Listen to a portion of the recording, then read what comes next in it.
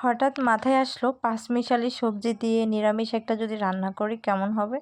দেরি না করে ঝটপট করে চলে গেলাম আমাদের বাগানে, অনেক ধরনের সবজি নিয়ে আসলাম।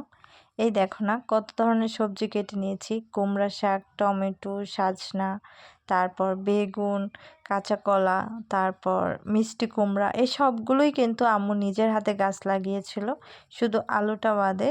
আর সয়াবিন গোটা সব কিছুই একসাথে রেডি করে নিয়েছি। তো বেশি যেহেতু রান্না করতে হবে না, মানুষ অল্প, অল্প অল্প করে রান্না করলে সেই জিনিস নাকি খেতেও মজা হয়। তো সব কিছু অল্প করে কেটে নিয়েছি। আর ওইদিকে কাঁঠাল সেদ্ধ। দাদু সচরাচর তেমন একটা রান্না করে না, কিন্তু যদি আমরা বাড়িতে যাই সবাই একসাথে হই, তখন যদি বলি তাহলে রান্না করে। আর আমাদের দাদুর রান্না মাশাল্লাহ এত মজা। আগের দিনের মানুষ, তারপরও সব কিছু এত সুন্দরভাবে কম মশলা দিয়ে রান্না করে। আর মায়েদের হাতের রান্না তো বলারই কিছু নাই।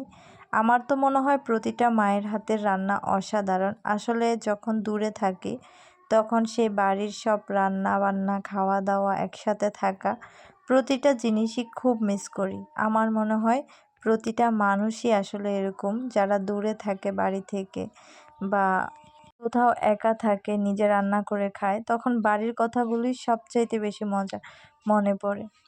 তো আজকে দেখি আমাদের বাসায় রান্না হচ্ছে মুরগির মাংস। দাদু একটু আমাকে লবণ চাখতে বলল।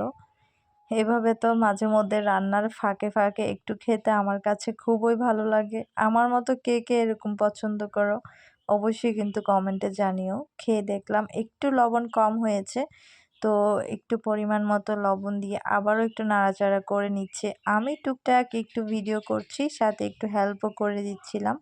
এগুলো মিষ্টি কুমড়াগুলো আমাদের গাছের, মাশাল্লাহ এবার বাড়িতে এসে তো আমি অবাক।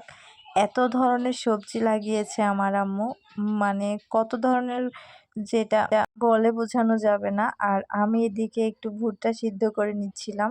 এগুলো আমার কাছে এত ভালো লাগে। একটু দেখছি সিদ্ধ হয়েছে কিনা। মোটামুটি সিদ্ধ হয়ে গিয়েছে, বেশি সিদ্ধ হলেও তো খেতে ভালো লাগবে না, তাই নামিয়ে নিচ্ছিলাম। বাসায় যেহেতু মানুষ কম, আমি আমার ছোট বোন, তাই অল্প 2-3টে সিদ্ধ করে নিলাম। এগুলো কিন্তু খেতে ভালোই লাগে।